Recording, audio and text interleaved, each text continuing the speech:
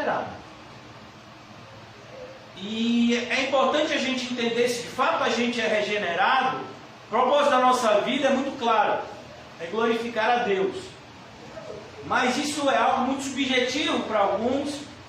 Então, de maneira muito direta, o apóstolo Paulo fala desse assunto na carta aos Efésios. Qual é o papel, e é o título da nossa mensagem de hoje, qual é o papel da igreja no mundo? Qual é o papel da igreja? Quando eu falo igreja, eu não estou falando de uma instituição religiosa. Eu estou falando do conjunto de regenerados espalhados pelo mundo. Não estou falando de uma instituição morta, eu estou falando de pessoas vivas. Isso é igreja. Pessoas vivas, reunidas em nome de Cristo. Qual o propósito dessas pessoas vivas? Porque, irmãos, nós não estamos aqui para conquistar nossa salvação. Salvação é pela graça, mediante a fé. Não vem de vós, é dom de Deus. Deus poderia salvar você e a mim como ladrão da cruz. Mas qual é o nosso papel aqui? Por que nós estamos reunidos aqui? O apóstolo Paulo toca nesse assunto de maneira muito direta. Às vezes a gente não percebe isso quando a gente estuda a carta aos Efésios, mas de maneira muito direta o apóstolo Paulo fala sobre isso no capítulo 4, falando da pessoa de Cristo e de como nós glorificamos a Cristo sendo igreja. Então, eu gostaria de falar com vocês hoje dos versículos 7 ao versículo de número 16 de Efésios 4. Qual o propósito da igreja no mundo? E aqui Paulo fala disso muito diretamente. E eu gostaria que essa mensagem de hoje mudasse as nossas vidas. Glória a Deus. Uma das coisas que eu creio que todo mundo sentiu ontem foi falta da nossa reunião. Glória a Deus. E não é porque a gente está acostumado com estar reunido no domingo. É porque a gente sentiu a falta da manifestação de Cristo na nossa vida por meio do nosso encontro em nome dele. 2 ou mais estão reunidos em meu nome e eu estou no meio deles. Quando a minha igreja está reunida, eu passeio pelo meio dela. Eu venho buscar a minha igreja e são tantas as expressões, as portas do inferno não prevalecerão contra a minha igreja, e tantas são as expressões do Novo Testamento da palavra igreja. Como Deus ama a sua igreja, a tal ponto de dizer: todo aquele que tentar destruir a igreja de Cristo, Deus o destruirá. E vivemos em um tempo onde essa teologia liberal, ela tem feito com que muitas pessoas acreditem que nós podemos ter uma igreja virtual.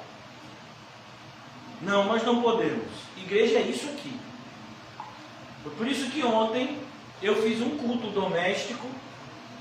Eu e minhas filhas, a minha esposa, a minha irmã, que é minha vizinha, estava lá, que é irmã de vocês em Cristo também, Mirella. E nós estudamos o livro de Ageu, e foi algo muito edificante, mas não substitui de forma nenhuma a nossa reunião de hoje. Hoje a gente vai cear. Glória a Deus. E a ceia é isso. O corpo de Cristo está reunido, então ele se lembra do que Cristo fez por eles, e eles celebram por meio desse momento precioso na igreja, que é a ceia do Senhor, onde aqueles que são remidos pelo sangue se lembram do sangue que os lavou e da carne que morreu no lugar deles, para que eles pudessem viver. Então aqui o apóstolo Paulo está tocando nesse assunto. Ele começa no capítulo 4 falando da unidade da fé, mas ele chega aqui no versículo 7 e diz assim, sem mais demoras, porque hoje a gente só tem até 5 da manhã para poder tratar desse assunto. Glória a Deus. Amém? Pastor, não faça isso não, pai. Faça isso não. Estou negócio do recolher aí, do toque de recolher. Eu já quero deixar todo mundo tranquilo. Eu acho que Deus tinha um propósito em me colocar numa faculdade de Direito há mais de 20 anos atrás. Eu li o decreto do governador e está todo mundo aqui respaldado, viu? Glória a Deus. Os cultos religiosos estão permitidos nesse decreto, né? Eu não disse para você que Deus tinha mandado fechar, Deus manda abrir também.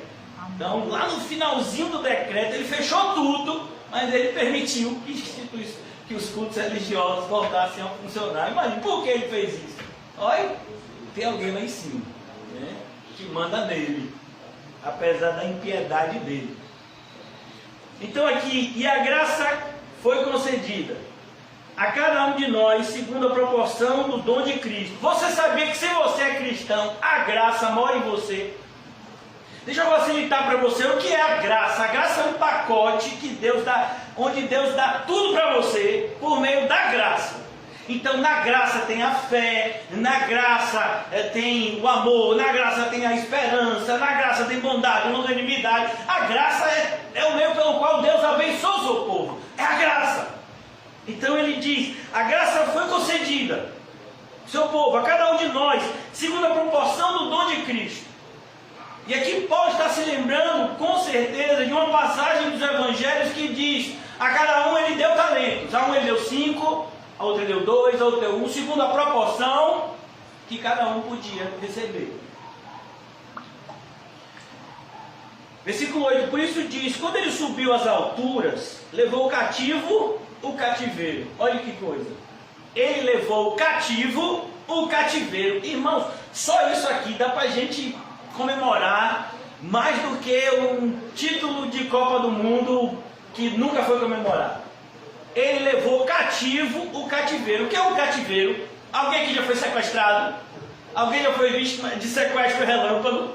Então o que é um cativeiro? É o lugar onde você fica preso, não é isso que é cativeiro? Então de Jesus, ele levou cativo aquilo que nos aprisionava, o que era o pecado. Aquele que não conheceu o pecado, Deus o fez pecado, para que nele nós fôssemos feitos justiça de Deus. Olha que carga profunda, irmãos. Cuidado para você não se afogar, não tanta graça. Ele levou cativo o cativeiro e concedeu dons aos homens. É como se ele estivesse subindo nos céus, e à medida que ele subia aos céus, ele derramava uma chuva de bênção. Receba! E a cada um ele foi dando segundo a proporção que ele sabia que a pessoa conseguiria suportar. Aquele que deu 2, granjeou mais 2. Aquele que deu 5, mais 5 é a proporção de cada um. Ele sabe. Por exemplo, o apóstolo Paulo, ele vai dizer, eu trabalhei mais do que todos os outros juntos. Você entende isso, irmão? Se você pegar, quando ele diz, ele não está dizendo, não, ó, dos 12, eu fui que trabalhei mais. Ele diz, não, se você pegasse os 12 apóstolos e eu trabalhei mais do que os 12 juntos. Aí ele diz, mas não fui eu, foi a graça. Então aqui ele está dizendo, ele concedeu dons aos homens. Então você é crente, amém? Amém. Tem algum crente aqui? Amém. Amém, irmão? Vocês estão com medo do decreto? Amém. Amém. Tem algum crente aqui? Amém. Então, Deus concedeu o dom a você. Glória a pergunta Deus. é, o que você está fazendo com ele? Será que você não escondeu debaixo do colchão do Octobon? Ou da Reconflex? Ou de outra marca, sei lá? Onde é que você escondeu esse dom, irmão? Me diga aí, onde é que está, varão, varoa? Cadê esse dom, rapaz? Tem gente que escondeu no banco. E de lá ninguém tira. Ele concedeu dons aos homens. Homens aqui, irmãos, não é o sexo masculino. Homens aqui é raça humana, né? Ora, o que quer dizer subiu, senão também aquele que havia descido às regiões inferiores da terra? Tem gente que pega essa passagem e diz, tá vendo, Jesus foi lá no inferno e deu uma surra no capeta. Meu filho, fica tranquilo, porque Satanás ele está aqui reinando na terra, então ele não está lá no inferno, como você interpreta. A ideia é, aquele que era Deus, ele desceu ao ponto de se fazer criatura. Essa é a maior humilhação que alguém pode ter. Mas que Deus sente fome, sente sede, sente frio. Então isso que é desceu, ele desceu. Paulo fala sobre isso em Filipenses. Tenha sobre vós o mesmo sentimento que habitou em Cristo Jesus. E a carta de Efésios e a carta de Filipenses são cartas muito próximas umas das outras. Ele desceu as regiões inferiores da terra. Qual é a região inferior da terra? Aqui onde a gente está. Pense no mundo horrível, horripilante. É o nosso mundo, meu filho. Onde a maldade tem se multiplicado. Aquele que desceu é também o mesmo que subiu. Ele desceu, não desceu? Ele desceu? Cadê a pulseira, José? Está aí? José está com a pulseira ali que explica o evangelho rapidinho. Ele desceu e depois ele fez o quê? Quem já leu o livro de Atos? Como é que começa Atos? Mostrando a assunção de Cristo, a subida de Cristo aos céus, que foi vista por mais de 500 pessoas. Depois de ressuscitado, ele ficou 40 dias na terra e depois ele subiu aos céus. E aí todo mundo ficou lá, boca aberta, olhando para cima, teve que aparecer 2 anjos, assim do quilate de Guinho. E aí chegou assim, minha cara, vocês olhando para o céu, vamos trabalhar, rapaz! Ele vai voltar, mas não é agora não! Vocês têm que pregar o evangelho no mundo inteiro ainda, adiante do lado! Os anjos não falaram bem assim, mas eles queriam dizer isso. Então ele diz, aquele que desceu é também o mesmo que subiu acima de todos. É como Jesus diz lá em Mateus 28. Eis que todo poder lhe foi entregue no céu. Então ele está acima de todos. Mesmo no céu ele está acima de todos. Ele só não está acima de Deus porque ele é Deus. E não há hierarquia entre as 3 pessoas da Trindade. Por isso que eu não gosto aqui. Tem gente que diz assim, não, a primeira pessoa da Trindade, a segunda, a terceira pessoa da Trindade. Não, meu filho, a Trindade é Pai, Filho e Espírito Santo. Mas quem é o primeiro? Quem é o segundo? Quem é o terceiro? Não tem hierarquia entre eles. Eles são um Deus só, que possui em si 3 pessoas. Pastor, mas como é que é isso? Meu filho, teve gente muito mais inteligente que eu e você que já tentou solucionar esse problema e não conseguiu. Isso não é algo que a gente vai descobrir desse lado da eternidade.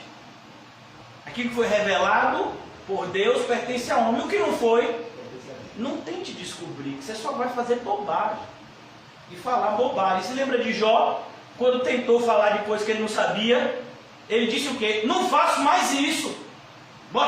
Quando eu não souber de uma coisa, quando a Bíblia não me der segurança para falar a respeito de algum assunto, eu vou botar a mão na minha boca.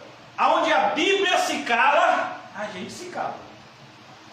Então, que seja assim o seu comportamento. Aquele que desceu é também o mesmo que subiu, versículo 10, acima de todos no céu, para encher todas as coisas. A ideia aqui é que todas as coisas no universo só funcionam por causa de quem? De Cristo. Sabe uma árvore que cai no carro, como foi ontem, eu acho, não foi? Sábado, não foi? Caiu no carro. Foi por quê? Por que a árvore não caiu um segundo antes? Ou um segundo depois? Por que caiu exatamente naquele momento? Porque Deus mandou. Porque chove em determinado momento. Às vezes a gente olha para o céu e diz, rapaz, vai chover. Aí não chove. Aí daqui a pouco você sai e diz, rapaz, hoje não deve chover não. Acabou a toró. Rapaz, que é isso, rapaz? Que tripulação. Coitado, eu só lembro de Mateus, um bichinho que anda de moto para cima e para baixo. Ele e a irmã Fabiana, né, que é a mochila tira a cola dele. Aí a bichinha bota um monte de capa, tchá. Daqui a pouco não vem a chuva. Aí vem sem capa, aí chove, aí não pode. Aí pode não, senhor, tem que avisar. Então, aqui a ideia é que ele faz, todas as coisas que acontecem por causa dele. Foi o que eu falei, porque teve aquele decreto de sexta-feira? Por que teve o decreto de segunda-feira? Ninguém sabia o que ia acontecer. Mas Deus já sabia. Deus já sabia de tudo. Deus já sabe quando é que esse Covid vai passar. Deus já sabe de tudo. Calmon estava me lembrando hoje que hoje faz 1 ano que começou a pandemia, né, Calmon? 1 ano. E a gente chegou aqui e disse, não, a gente não vai fechar, não foi? Todas as igrejas começaram a fechar. E a gente disse, não, a gente não vai fechar, e a gente não fechou. Com exceção desse domingo que a gente teve um direcionamento, né? De termos os nossos cultos domésticos, não nos reunirmos. Mas hoje estamos aqui, né? Reunidos para a glória de Deus. Então é Jesus que está governando toda a criação. Ele faz com que... Você sabe qual é uma das regiões mais quentes dos Estados Unidos? Texas. E pergunte ao irmão José, nevou esses dias lá. Como é que pode isso? Como é que pode isso? Deus faz isso. Deus faz com que em determinados lugares chova e alague. Deus faz com que em outros lugares tenha seca. É Deus quem está no controle de tudo. E todas as coisas Deus colocou na mão de quem? Do seu filho. Quando João vê o trono que José falou na terça-feira, quem foi que estava lá no trono? Cristo. Ele está lá no trono, governando todas as coisas, como a gente diz, da sala de controle. Ele está governando. Versículo 11. E ele mesmo, quem é ele aqui? Quem é esse substantivo? Ele. Esse pronome aqui, ele, faz referência a quem? A quem? Jesus. É Jesus. Jesus, Ele mesmo. Ele mesmo. Olha que coisa linda. Foi Ele mesmo. Aquele que tem tudo, que é sobre tudo, que manda em tudo. Ele mesmo. Concedeu. O que é uma concessão? É quando você dá alguma coisa a alguém. É quando você passa o poder que é seu, a outra pessoa. Você está concedendo alguma coisa a alguém. Ele concedeu à igreja apóstolos. Por isso nós perseveramos na doutrina dos apóstolos. Outros para profetas. Os pregadores que falam a mensagem de Deus. Outros para evangelistas. Os nossos centenas de irmãos que dividem o Evangelho com aqueles que nunca ouviram o Evangelho. E outros para pastores e mestres, aqueles que cuidam dos nossos irmãos, que cuidam dos outros. Ensinam aqueles que estão começando, ou aqueles que já têm algum tempo, ensinam a eles, aconselham. E a ideia de pastores e mestres aqui não é a ideia de duas coisas, mas é uma única pessoa. Todo pastor essencialmente é um mestre. Se você tem dúvida disso, lê a primeira carta de Timóteo. Qual é a diferença dos dons? Qual é a diferença, dos dons não, dos requisitos necessários entre, por exemplo, um pastor e um diácono? É que o pastor tem que ter aptidão para o ensino. O diácono não necessariamente. Mas o pastor tem que ter aptidão para o ensino. Porque todo pastor necessariamente ele tem que ser o professor da escola, o professor da escola bíblica, por assim dizer, da igreja. Então aqui Jesus já chega, Paulo já está dizendo como foi que Jesus organizou a sua igreja. Tem uma fundação, essa fundação está alicerçada em Cristo. Cristo passou isso aos apóstolos e hoje nós temos pessoas que pregam o Evangelho, pessoas que evangelizam e temos as pessoas que cuidam das igrejas que foram plantadas. Com vista, qual o propósito disso? Qual o propósito de se pregar a mensagem de Deus? De se evangelizar aqueles que não conhecem o Evangelho? Qual o propósito de cuidar daqueles que já foram evangelizados? Qual é o propósito disso? Qual é o propósito da igreja? Está respondido aqui. A pergunta da gente está respondida aqui no versículo 12. O aperfeiçoamento dos santos. Você é santo? Eu não, pastor, ainda estou longe de ser um santo. Ô, meu filho, não espere o Vaticano te beatificar e te santificar, não. Né? Eu fiquei até triste, eu fiquei até assim. Não tem muito que a gente esperar, né? Mas eu fiquei vendo que o governo do estado fez um convênio com as obras assistenciais da Irmã Lúcia para a administração do hospital da Arena Fonte Nova, né, desse hospital que eles vão abrir aí, de emergencial. Aí diz assim, como sempre, Santa Dulce nos socorrendo. Eu disse, pelo amor de Deus. Pelo amor de Deus. Então, o que esperar de um homem que fala um negócio desse? Santa Dulce. Por que ela é santa? Porque alguns homens disseram que ela fez milagre? Quem é ela para fazer algum milagre? Quem é o intercessor entre Deus e os homens? Só Ele. Imagine. E qualquer pessoa que disser qualquer coisa diferente disso é ladrão, é salteador. Mas a gente vive numa atmosfera assim, e às vezes tem muito cristão que até diz amém, diante de coisas absurdas como essa. Com vista ao aperfeiçoamento dos santos, os santos são aqueles que foram santificados pelo sangue de Jesus. Os santos são aqueles que olharam para Cristo e que disseram, Senhor, lembra-te de mim quando entrares no paraíso.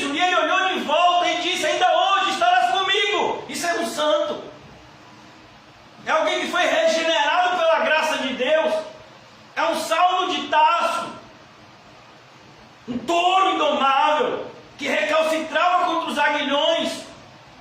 Isso é um santo. Um santo é um Pedro que cortou a orelha do servo do sumo sacerdote e foi repreendido por Jesus. Isso é um santo. É alguém que Jesus escolheu para ser seu. É uma mulher que tinha uma legião de 7 demônios. Tinha 7 demônios nela. Quem é essa mulher? Maria Madalena. Jesus expulsou e ela é uma santa. A Santa Madalena, não. Santos são aqueles que foram eleitos pelo Senhor e pelo sangue de Cristo purificados. E agora são santos. A ideia de santo na Bíblia quer dizer separado para Deus. Separado por Deus e para Deus. Por e para. Foi Deus que separou para Ele. Isso é um santo. Santo não é alguém que faz coisas milagrosas. Não, o nome disso é ilusionista. Santo é diferente. Santo é uma pessoa igual a você, igual a mim, de carne e osso. Que tropeça, que faz bobagem, que pede perdão ao Senhor. Isso é um santo. Que carrega a sua cruz. Isso é um santo. Por isso tome cuidado com essas coisas que a gente ouve, que muitas vezes entram no nosso coração, a gente não percebe, a gente é influenciado por um catolicismo romano medieval, muitas vezes a gente não percebe. O evangelicalismo moderno tem ressuscitado uma série de preceitos diabólicos da igreja da Idade Média. Você pegar, por exemplo, a Igreja Universal, muitas das coisas que elas praticam hoje, a Igreja Católica fazia na Idade Média. Se dá um pouquinho de história da igreja, você vai ver que não tem nada novo, irmãos. Convite ao aperfeiçoamento dos santos, porque a gente está reunido aqui, porque a gente precisa ser aperfeiçoado. Porque quando tem um decreto, a gente fica com medo. E se tivesse sido proibido? A gente está aqui, foi autorizado pelo Estado. Mas e se o Estado tivesse proibido? Eu digo a vocês que teria reunião da mesma forma. Porque Deus tinha me dito que era para ter. O fato do governador ter autorizado foi só um detalhe da onipotência de Deus. Mas eu disse para vocês o que na semana passada, na sexta-feira, a gente não vai ter um encontro no domingo, mas de segunda a sexta nós teremos um encontro às 6 horas. Não foi o que a gente falou? Foi ou não foi? E se o governador tivesse dito, mas não pode? Meu filho, e aí? Você sabia que existem países no mundo onde reuniões como essa não podem acontecer? E elas acontecem? Você sabia que muitas vezes a igreja, os cristãos se reuniam nas catacumbas? Já pensou? Você se reunir dentro do cemitério? Cemitério não é como a gente vê hoje em dia, né? Esses cemitérios luxuosos. Os cemitérios eram buracos. E os cristãos entravam literalmente dentro daqueles buracos e se reuniam ali. Que era proibido o culto. Aí eles tinham que procurar esses lugares assim para se reunir, para celebrar. Ainda hoje tem igrejas assim. Então se um dia a gente precisar fazer isso, a gente vai fazer. Então, para ter essa coragem, para ter essa convicção, para ter esse direcionamento cada vez mais firme no nosso coração, a gente precisa ser aperfeiçoado. Você precisa perder medo do escuro, irmão. Às vezes a gente parece criança. Eu não sei se você era assim quando você era criança. Eu era. Eu tinha medo do escuro. Eu só dormia com a luz acesa. E você sabe como foi que eu perdi esse medo?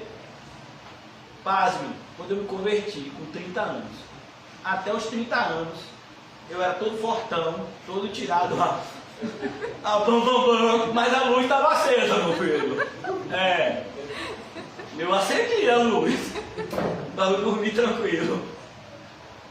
Aí quando eu me converti, que eu percebi que independentemente da luz acesa ou não, do sol ou não, tinha os demônios, tinha Deus, tinha tudo. Aí eu disse, rapaz, ó luz, fica aí, que é o castamento dos coelhos.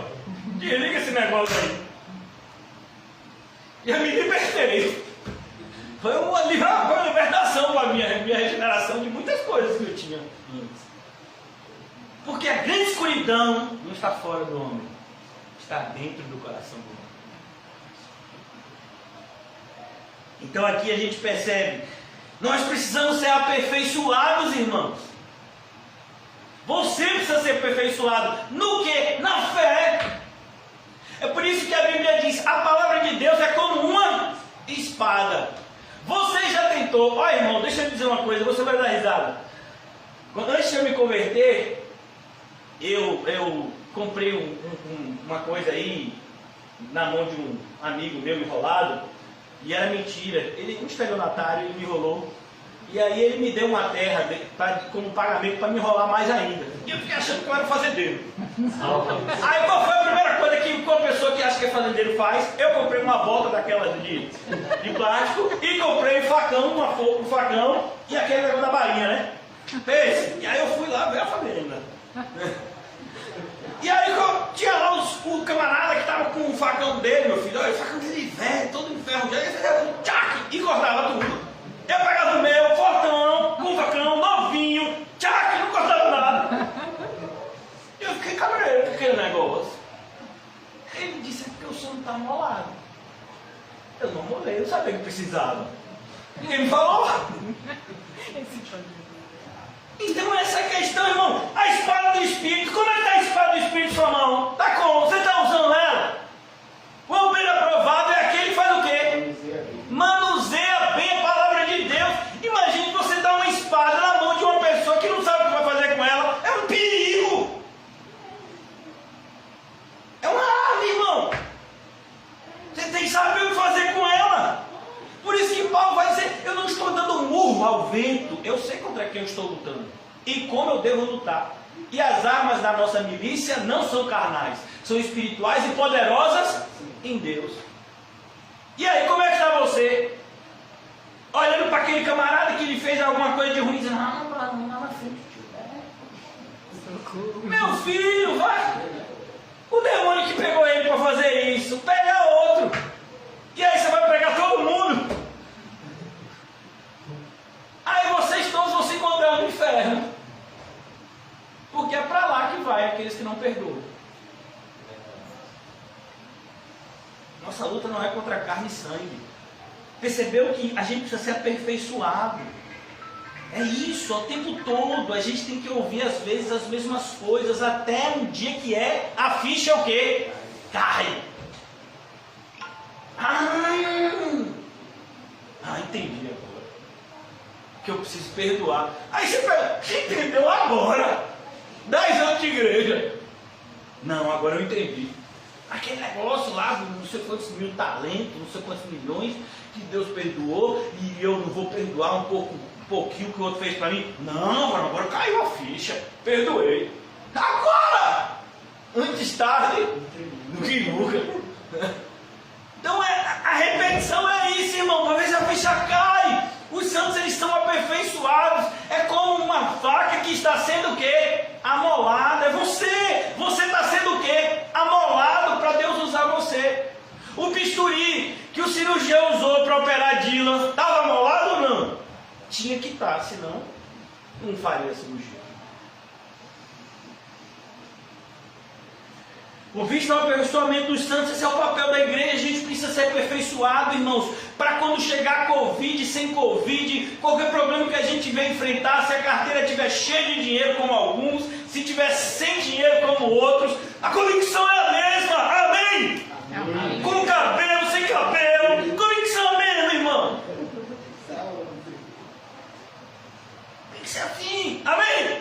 Amém. Pastor, vamos orar. O visto ao aperfeiçoamento dos santos para o desempenho do seu serviço. Deixa eu lhe dizer, você está sendo aperfeiçoado para servir a Deus. Você não está sendo aperfeiçoado para servir a si mesmo. Você não está sendo aperfeiçoado para se aproveitar dos dons de Deus, para melhorar a sua vida e se enriquecer. Para trazer conforto para a sua vida, como alguns fazem. Não, é para o desempenho do seu serviço.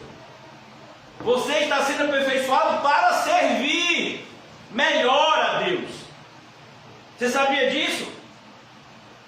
Aquele que roubava, não roube mais. Está aqui nessa carta. E faz o quê? Realmente, não vou roubar mais, vou trabalhar honestamente, vou ter minhas coisas agora, de maneira lícita. Suas coisas? Então você não entendeu. Aquele que roubava não roube mais, para ter como trabalhe com as suas próprias mãos, para ter como acudir que necessitado. Você não vai entesourar nessa terra. Você vai entesourar onde? No céu. Mas você só aprende isso quando você é aperfeiçoado pelo caminho da santidade, se tornando cada vez um servo melhor do seu Senhor. O que significa ter Cristo como Senhor? Significa que nós somos seus servos. O que significa ser um servo de Cristo? Significa que Cristo é o nosso Senhor, é o nosso dono, é o nosso Quírios. Para a edificação do corpo de Cristo. Olha que coisa. Você sabia que você tem que trabalhar muito para melhorar a igreja que você congrega? Para ampliar a igreja no sentido de alcançar aqueles que ainda não foram alcançados? A gente está fazendo isso? Antes que você responda, eu vou dizer: não estamos ainda fazendo como deveríamos fazer. Estamos longe disso. Isso é uma repreensão severa para aqueles que eu acredito que estão aqui e Deus ama. Porque se Deus não amasse, não estaríamos aqui. E Ele que nos trouxe. Mas nos trouxe para ouvir essa verdade, que a gente precisa ser aperfeiçoado, porque a gente precisa servir a Ele muito melhor. Para quê? Para a edificação do corpo de Cristo. Nós precisamos edificar o corpo de Cristo. Chegou agora a nossa vez. Já teve a época de Policarpo, já teve a época de Agostinho, já teve a época de Spurgeon, já teve a época de Whitefield, já teve a época, agora é a nossa época, irmão. É a nossa época. As minhas filhas muitas vezes elas leem, né, um pouco de história da igreja. Eu sempre aconselho elas a lerem. Pastor, mas elas têm apenas 11, 12 anos. Eu também acho que elas deviam ter começado antes. E aí alguém: meu pai, você conhece Esperança? Você conhece Perpétua? Mulheres da igreja, cristãs, que foram martirizadas por conta da sua fé. Porque às vezes a gente fala do martírio como se fosse algo exclusivamente masculino. Não, muitas mulheres foram martirizadas, irmão. Blandina e tantas outras. Então, para que isso? Para a edificação do corpo de Cristo. A edificação do corpo de Cristo. Eu acho tão bonito. Quem aqui já leu Atos 16? Quando Deus abriu o coração de Lídia, se lembra? Para que ela cresça. Naquele momento Lídia estava santificada. E uma das marcas de uma pessoa santa é que ela está sendo santificada cada vez mais. O que foi que ela fez? Ela rogou a Paulo e aos que estavam com ele que ficassem na sua casa. Aí começaram a se reunir ali. Imagina, ela era uma pessoa de posses. O fato de dizer que era vendedora de púrpura significava que era uma pessoa de condição financeira muito boa. Então, o que a gente tem feito para a edificação do corpo de Cristo? Me diga aí. Ontem eu meditei lá em casa, o tema do nosso culto doméstico ontem foi a carta de Ageu. Uma cartazinha, né, um livro de 2 capítulos apenas. A gente acreditou nos 2 capítulos. Fala justamente do povo que retornou do cativeiro, Babilônia, e que se esqueceu de dar prioridade às coisas de Deus. Por conta disso, a vida deles estava no saquetel furado. Talvez seja o caso da gente. Mas eu acho tão bonito a conclusão do livro de Ageu. Ageu diz: a partir de hoje, vocês botaram a mão na massa, vocês obedeceram a Deus. A partir de hoje, Deus vai mudar a vida de vocês. Que coisa maravilhosa. Você acha que é difícil para aquele que é dono do ouro e da prata acrescentar qualquer coisa material à minha vida e à sua? Você acha que é difícil para Deus fazer isso? Por que Ele não faz? Porque a gente não está preparado ainda para usar as coisas para a glória dele. É verdade. Aí Ele não pode fazer isso. Aí Ele não vai fazer isso. Porque Ele não vai colocar na nossa mão algo que vai nos fazer mal. Então Ele não vai fazer isso. Que pena. Quão bom Quão bom seria se nós fôssemos cristãos maduros, pudéssemos receber da parte de Deus talentos e usar para a glória dele, e não para a nossa concupiscência, como muitas vezes cristãos usam, quando são acrescidos qualquer coisa na sua vida. Eu falo isso com uma dor no coração ao longo desses 10 anos de igreja. Eu vi pessoas que passaram por condições de privação, ficaram na igreja, e quando teve uma melhorazinha assim pequenininha, saiu da igreja e não voltou mais. Por quê? Isso é livramento de Deus para não influenciar outros. Mas isso também é um motivo porque muitos de nós muitas vezes estamos vivendo muito pouco. Porque a gente ainda não tem maturidade para receber mais e usar para a glória de Deus. A gente tem que ser antes o quê? Aperfeiçoado. Para o desempenho do seu serviço. Para a edificação do corpo de Cristo. O corpo de Cristo precisa ser edificado, irmãos. Para isso nós precisamos de cristãos maduros, influenciando outros, na expansão, na propagação do reino de Deus. Começou já aqui. Já vou concluir, irmãos. Até que todos cheguemos à unidade da fé. Percebeu? A gente precisa ter uma maturidade aonde a gente pensa da mesma forma. Por quê? Porque todos nós estamos seguindo o mesmo caminho. Que caminho? O de Cristo. Cristo é o referencial. Não é o que você pensa, não é o que eu penso, é o que a Bíblia manda. Ah, pastor, mas a gente tem que fazer isso. A gente, assim, se o governador disser que nunca mais vai ter culto, a gente tem que respeitar. É mesmo? Quem te disse isso? Não está escrito na Bíblia que compete-nos antes obedecer a Deus do que aos homens?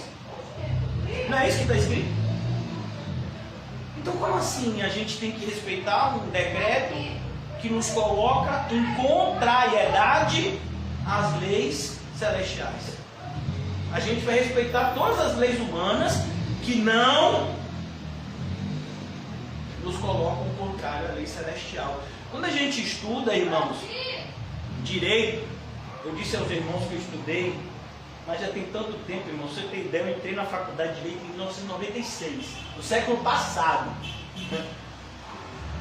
E a gente tem uma matéria onde a gente aprende a hierarquia das leis. Você sabia que, por exemplo, aqui no estado da Bahia, você pode, a Assembleia Legislativa, ela pode fazer leis, né? Mas essas leis não podem ser, em hipótese alguma, essas leis podem respeitar as leis chamadas constitucionais. Isso se chama hierarquia das leis. Então, a Constituição do Brasil é a Carta Magna, como dizem.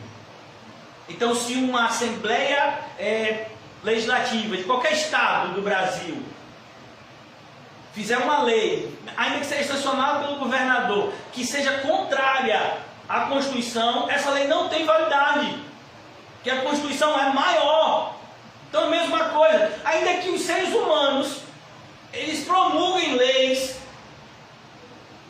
que vão ser respeitadas por muitos, para nós temos uma lei maior, que é a lei de Deus, é a palavra de Deus. Então, por quê?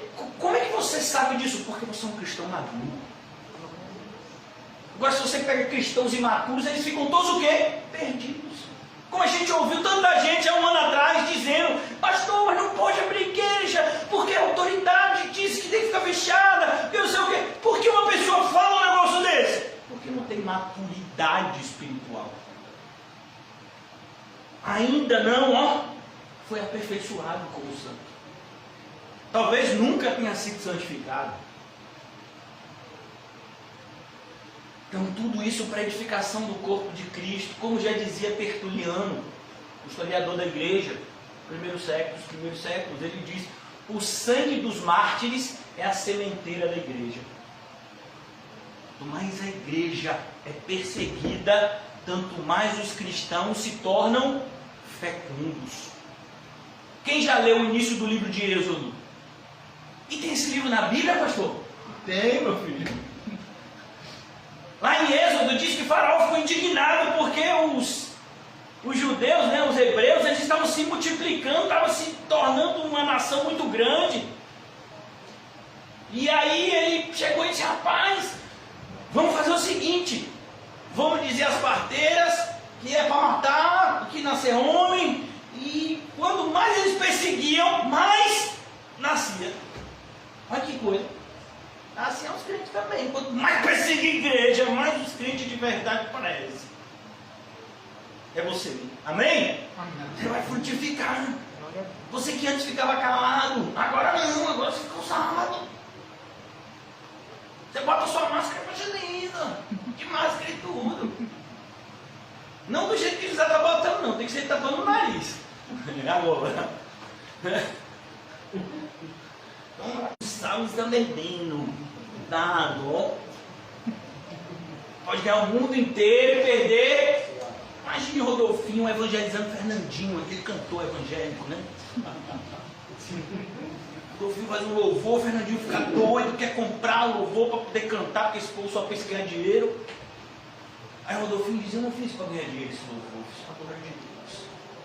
Eu vou te ensinar, Fernandinho. Você está fazendo as coisas erradas. Você está cheio de dinheiro no bolso, mas você só tem isso. Cuidado, para que você não ganhe o mundo inteiro e perca a sua alma. Aí Fernandinho se ajoelha e Rodolfinho diz: não, eu sou apenas um homem. A glória a Deus. Aí Fernandinho faz igual o Agostinho do Ipona, dá tudo que tem aos pobres e vai congregar na CCVE com Rodolfinho. Já pensou? E vai morar no Alto das Pombas. Já pensou? Fernandinho passando de lá pro outro, no Alto das Pombas, Rodolfinho, um violão nas costas de todos. Não mandaram. Daqui a pouco vai até entregar colchão. Já pensou, Luiz? Já tem a fé. Imagine, irmãos, as pessoas que viram Saulo de Tarso, anos depois, vendo apóstolo Paulo. É Deus. Será que é o mesmo? É o mesmo?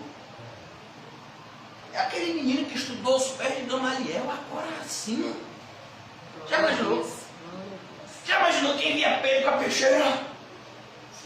De repente vê Pedro todo tomando surra e ainda glorificando a Deus. Já imaginou? Rapaz, antigamente Pedro não sofreu calado não, varão.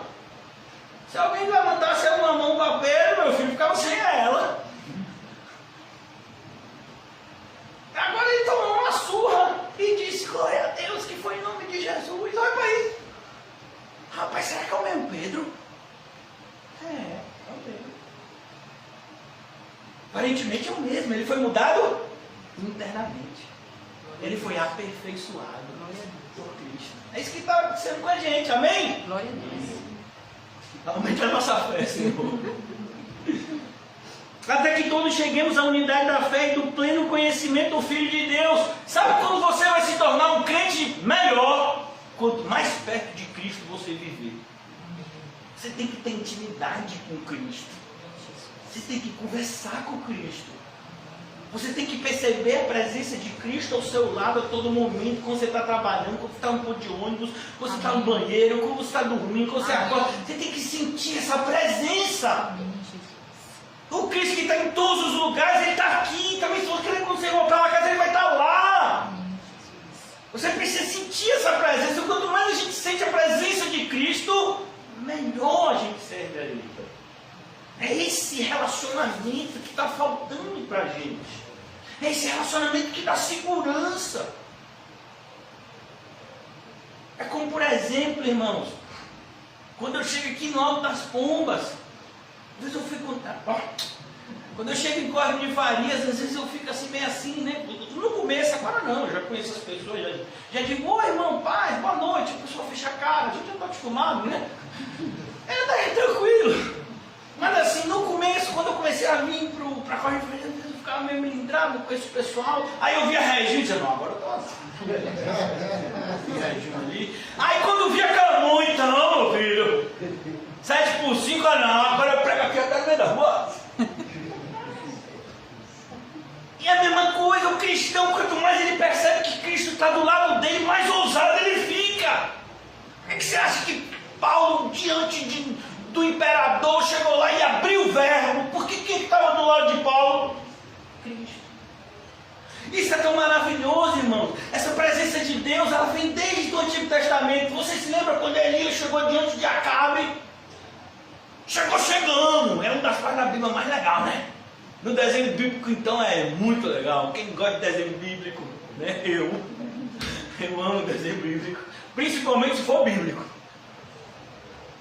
E Elias chega lá diante de Acabe e diz: o Deus cuja presença habito.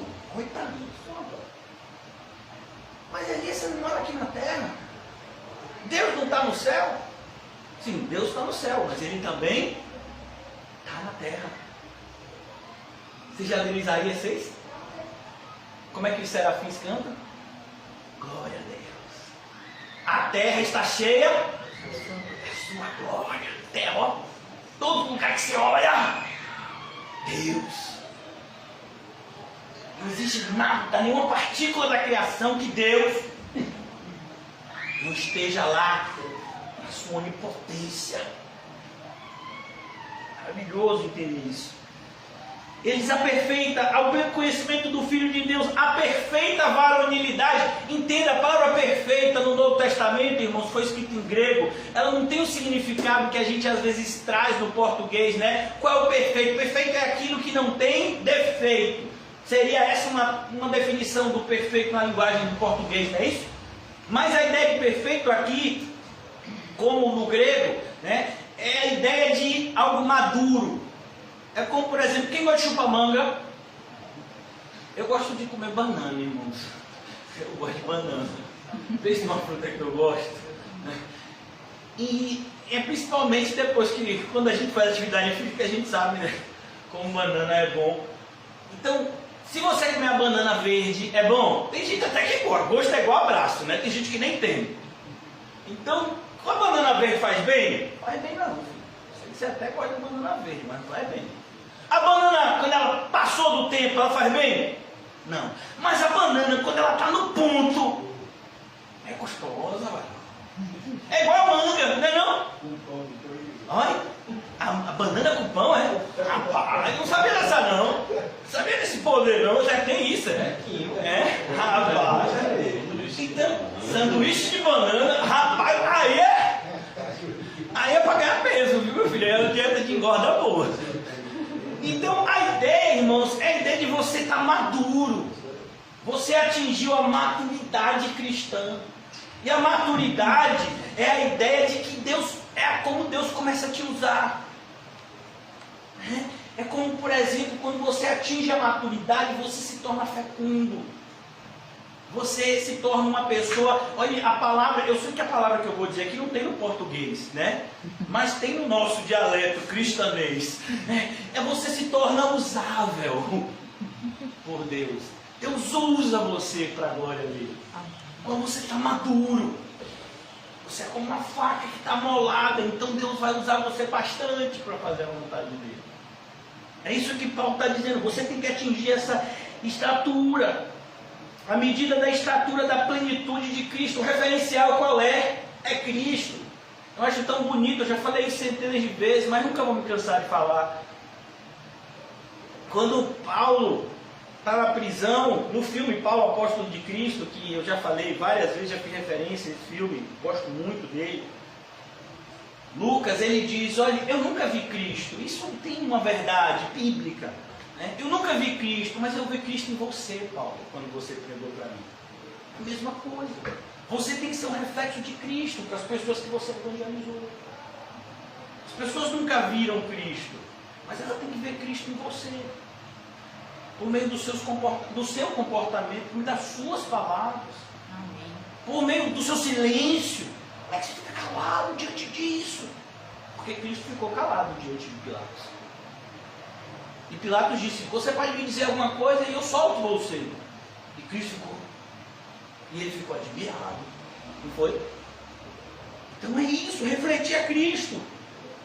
Versículo 14. Para que não mais sejamos como meninos. Esse é o propósito. Porque a gente tem tanta reunião. Para que a gente não seja como menino. Mas a gente olha para um lado e para o vida e a gente vê um monte de menino. Tem menino até de 80 anos. Tem gente de 90 anos que parece que está no jardim da infância. Porque a maturidade não tem muito a ver com idade. Por exemplo, quem era a pessoa mais madura de Éfeso? Timóteo. Ele que estava liderando a igreja. Você acha que não tinha outras pessoas lá?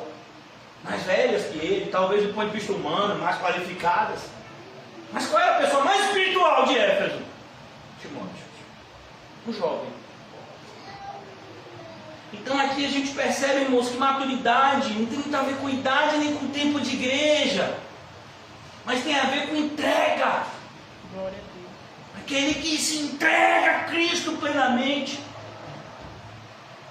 Quantas horas você passou meditando na palavra de Deus hoje?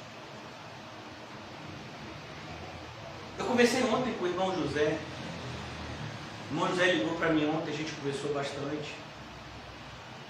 E eu estava dizendo para ele que só ontem eu ouvi, eu meditei na... Eu acho que eu não comentei isso com ele, mas só ontem eu cheguei a meditar na palavra de Deus durante mais de 7 horas. Por baixo. Só estudando a palavra de Deus, tanto por meio de vídeo, quanto por leitura de textos, versículos da Bíblia. Quanto tempo você gasta com Deus? Não estou falando isso porque 7 horas é muito. Não, irmãos. Você lembra da viúva pobre? Às vezes você pode meditar meia hora mais do que eu em 7 horas. O que eu estou dizendo para você é que você tem que ter um tempo para Deus. Isso é fato. E tem que ser um tempo substancial.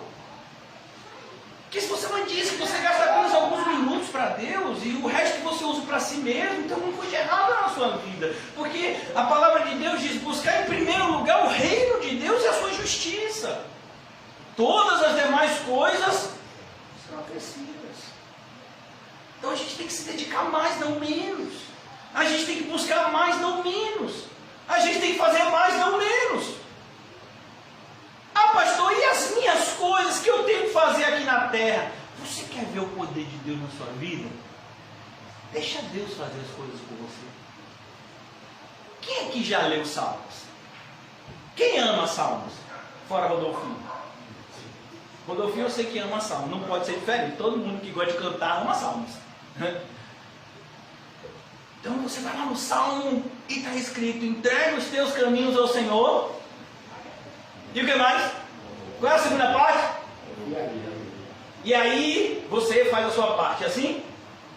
Quantas vezes você já viu Deus fazer coisas que você pensou que era você que teria que fazer, mas você ficou preocupado porque você sabia que você não tinha condição de fazer aquilo, e aí de repente você entregou nas mãos do Senhor, confiou nele e ele fez o que você não podia fazer? Quantas vezes isso aconteceu na minha vida, na sua vida? Na minha, várias.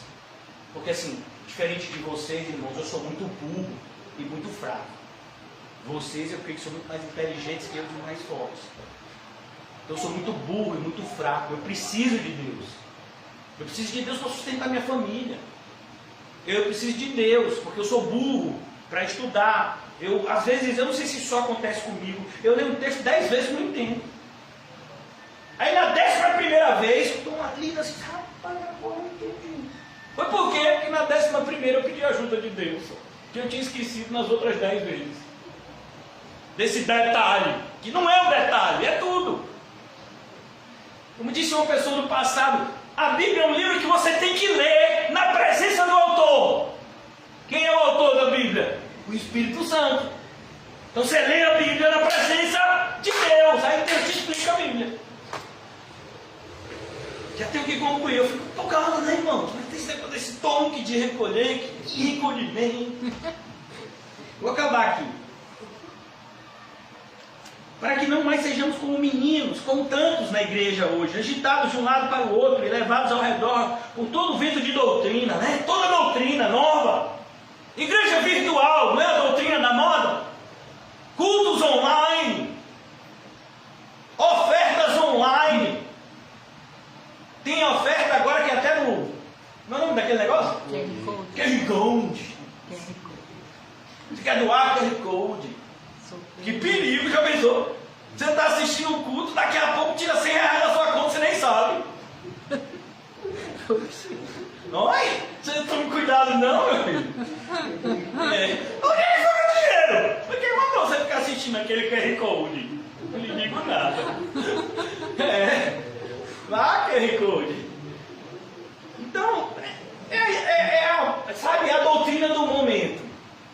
A doutrina do momento não é a doutrina do momento, na verdade ela está recebendo uma roupagem nova, é uma doutrina que já vem desde a época de Jesus. O que foi que o diabo tentou convencer Jesus? Que ele podia reinar sem passar pela cruz. Não foi isso que o diabo disse?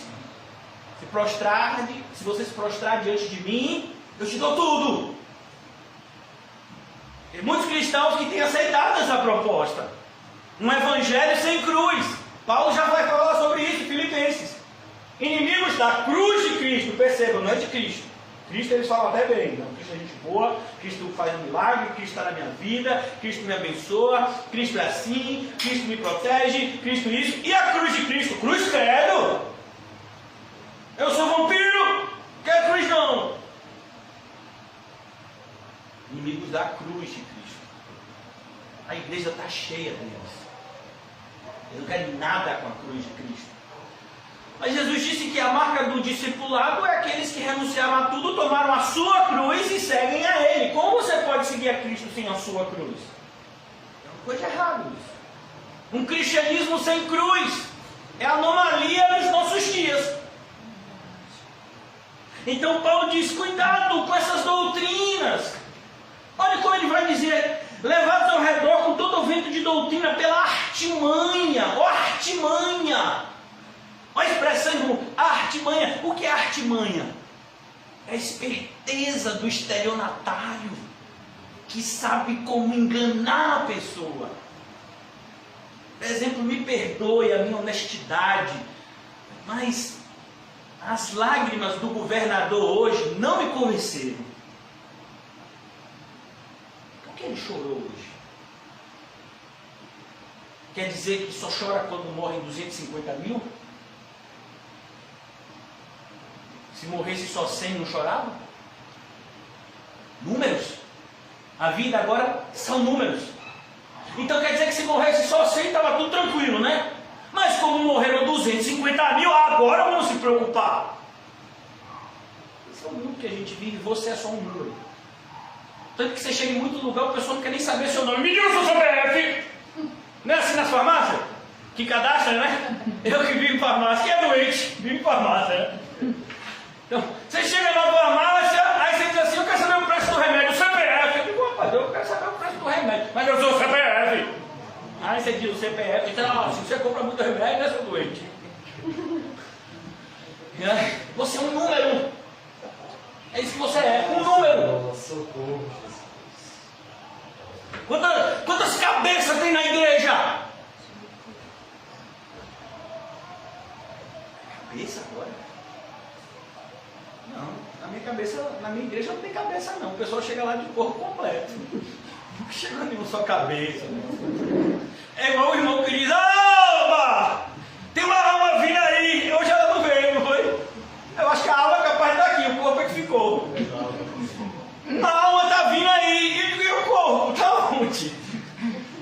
Porque quando Deus soprou as nossas narinas, né? Teve alma, corpo e espírito. Oh Deus, esse pastor não é certo o juízo não. Artimanha de homens, pela astúcia com que induzem ao erro. Cuidado com os falsos mestres. Eles são falsos, mas eles são mestres. Mestres em quê? A arte do engano. É a arte do pai deles, que é o diabo. É o pai do engano.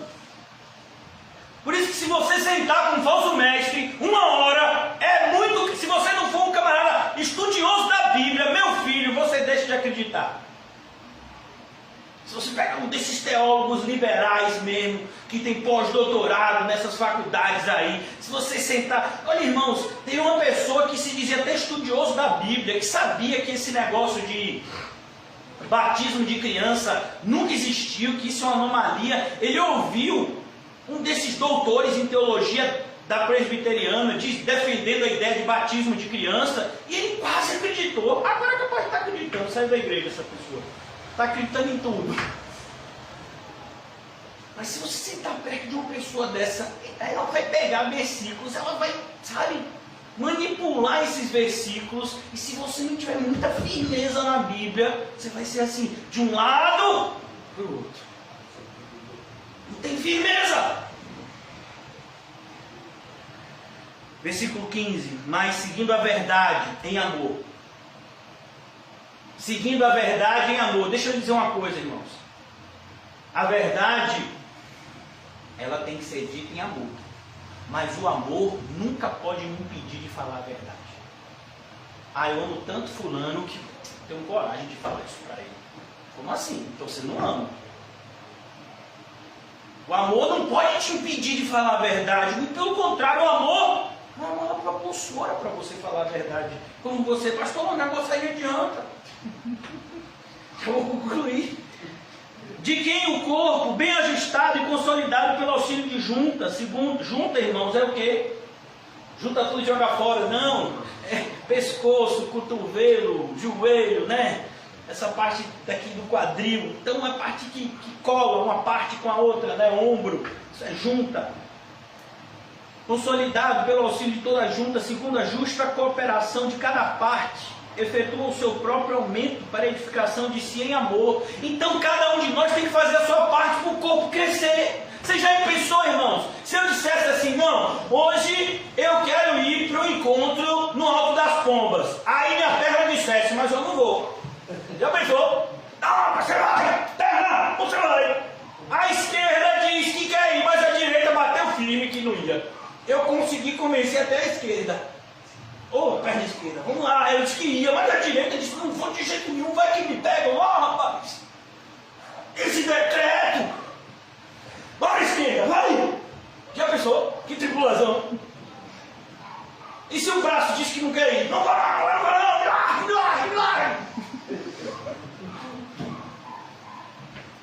Você está dando risada, mas é o retrato da igreja. A gente é um corpo, irmão. Cada um de nós faz uma coisa. Então a gente tem que estar junto, a gente tem que estar unido. Que o Senhor nos ajude a amadurecermos juntos. Não pode um amadurecer e o outro ficar parecendo uma criancinha, porque senão vai ficar assim, um vai, o outro diz, não vai não.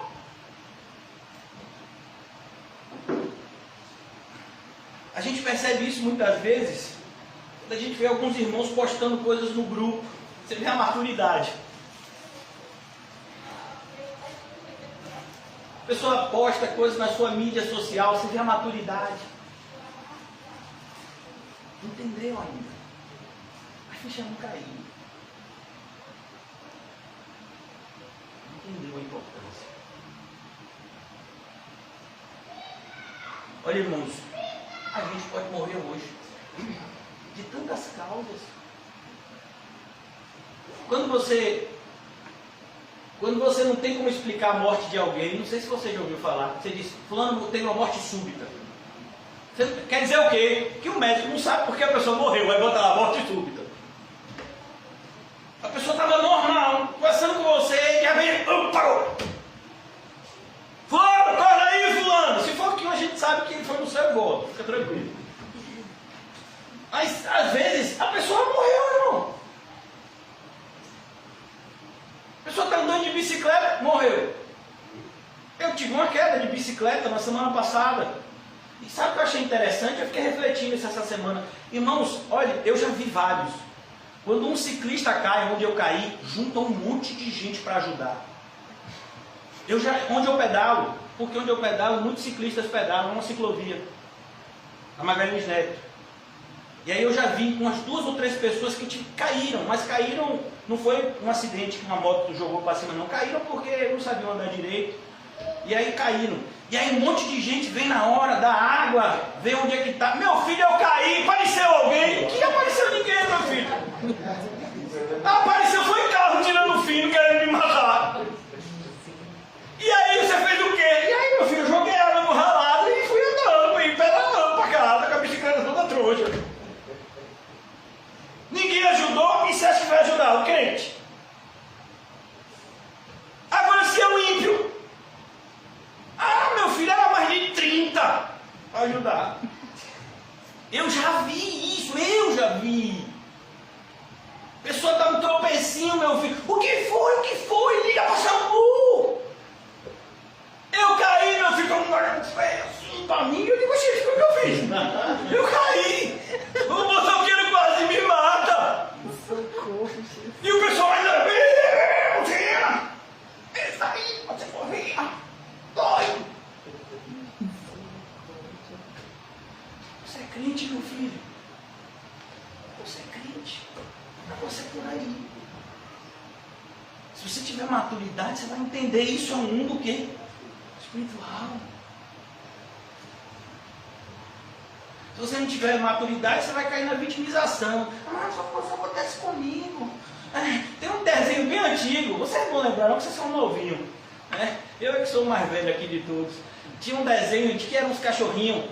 E um cachorro que sempre resmungava, ó vida, ó não sei o que. Não tinha esse desenho? Passava de madrugada num corujão. Era um desenho de um cachorro, era uma gangue de cachorrinhos, né, que andava. E aí tinha um que só vivia resmungando quando os planos davam errado. Ó vida, ó morte. Parece os crentes de hoje. Quando as coisas vão errar, nossa, conecta comigo. Naquela outra igreja todo mundo é abençoado. Naquele lado ali, toda a grama dá. Aqui eu planto, eu rego, falo, não dá. Você é crente, irmão. O mundo inteiro pertence ao maligno. Você sabia disso? Mas nós somos de Deus. Entra governante, sai governante, pertence ao... Nós somos de Deus. Direita, esquerda, centro, é todo mundo cão, meu filho. Mas nós somos... É por isso que não deve... Meu filho, quem subir no poder vai perseguir a igreja. Não importa. A verdadeira igreja vai ser sempre perseguida. Mas nós temos uma arma que nos torna extremamente perigosos para o mundo, que é a verdade. Por isso que a igreja, o mundo sabe, aquele que rege o mundo sabe que a igreja de Cristo é indestrutível. Nós somos de Deus. Isso nos torna poderosos em Deus. Por isso que Paulo diz, fortalecemos no Senhor e na força. Se a gente sai daqui dessa forma, fortalecidos no Senhor e na força do seu poder. Vamos orar. Obrigado, Senhor, por mais uma vez nos ajudar para a tua glória. Dai-nos a maturidade que tanto precisamos, Senhor, para que possamos fazer aquilo que fomos regenerados em Cristo para fazer. Não nos deixa, Senhor, jamais esquecer da nossa regeneração. Em nome de Jesus.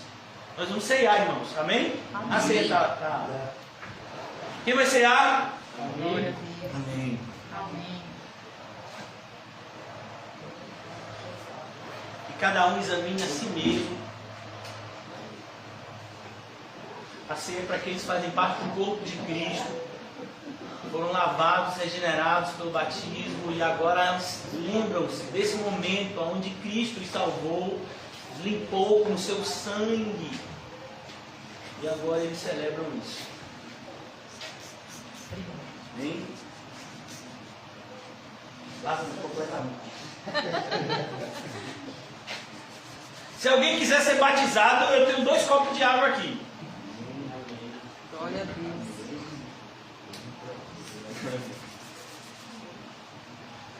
Irmãos, eu quero que você pense. Feche os seus olhos, você vai cear agora.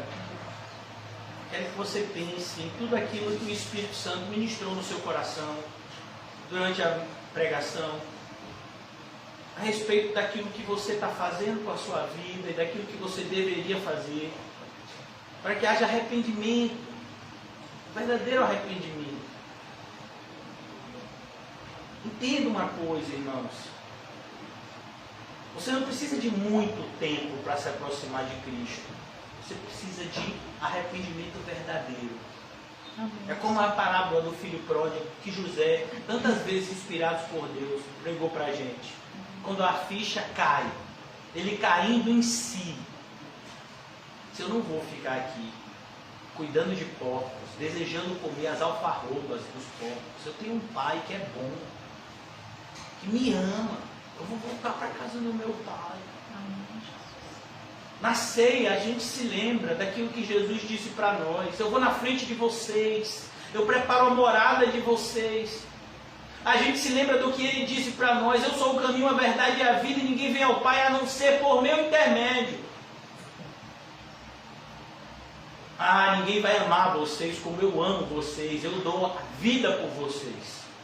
E Deus amou o mundo de tal maneira que deu a vida do seu Filho unigênito, para que todo aquele que nele crê não pereça, mas tenha a vida eterna. Não fiquem com medo. Eu vou na frente de vocês, mas eu venho buscá-los. E é por isso que no capítulo 11 de 1 de Coríntios, Paulo diz: nós ceiamos porque temos a certeza de que Cristo voltará. A nossa ceia aqui no céu é apenas um prenúncio da ceia. A nossa ceia aqui na terra, é apenas um prenúncio da ceia que nos aguarda no céu. Onde tem um banquete que cearemos na presença do Rei da Glória.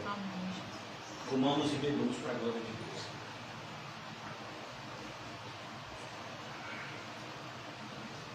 Obrigado, Pai, por mais uma vez nos conceder o privilégio, Senhor, desse sacramento memorial, do Teu sacrifício perfeito, que nos purifica de todo pecado. Que saiamos aqui, Senhor, na certeza de que todas as nossas culpas foram perdoadas. Isso não é, de maneira nenhuma, uma motivação para pecarmos, mas uma motivação para vivermos para a Tua glória, e somente para a Tua glória. Nos despede em paz, e que a Tua paz esteja sempre adiante de nós. Em nome de Jesus, amém? E graças a Deus! Saúde-se totalmente com o cumprimento santo. E diga ao seu irmão: não foi dessa vez que fomos presos ainda.